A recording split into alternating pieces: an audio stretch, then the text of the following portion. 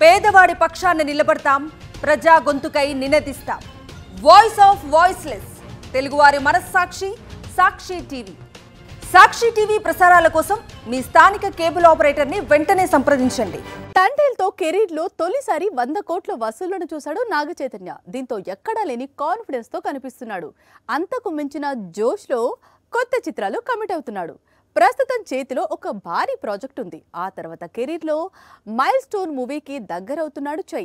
అందుకే ఆ ప్రాజెక్టుకు సంబంధించి ఇప్పటికే పనులు మొదలయ్యాయని, దర్శకుడు కూడా ఖరారయ్యాడని సమాచారం. ఇంతకీ ఏంటా మైల్ స్టోన్ ప్రాజెక్ట్? ఫిబ్రవరిలో వచ్చి తండేల్తో సూపర్ హిట్ కొట్టాడు చై. ఇప్పుడు విరూపాక్ష దర్శకుడు కార్తీక్ దండుతో భారీ చిత్రం చేస్తున్నాడు. Pan India star director Sukumar కూడా నిర్మాణంలో భాగం పంచుకుంటున్నాడు. అందుకే ఈ ప్రాజెక్టుపై కూడా భారీ అంచనాలు నెలకొన్నాయి. మీనాక్షి హీరోయిన్ గా నటిస్తోంది. విరూపాక్ష దారిలో ఈ చిత్రాన్ని కూడా హారర్ ఆధ్యాత్మిక అంశాలతో దర్శకుడు తెరకెక్కిస్తున్నాడట. కార్తీక్ దర్శకత్వంలో నాగచైతన్య నటిస్తోన్న మూవీ అతని కెరీర్లో 24వ చిత్రం. దీని తర్వాత చై 25వ చిత్రంలో నటించబోతున్నాడు. ఇందుకోసం ఇటీవలే దర్శకుణ్ణి ఖరారు చేశాడట నాగచైతన్య. ఆయన ఎవరో కాదు, దేవర డైరెక్టర్ కొరటాల శివ అట. ప్రస్తుతానికి ఇందుకు సంబంధించిన చర్చలు జరుగుతున్నాయని ఇండస్ట్రీ వర్గాలు చెబుతున్నాయి. త్వరలోనే ఇందుకు సంబంధించిన అనౌన్స్మెంట్ రానుంది.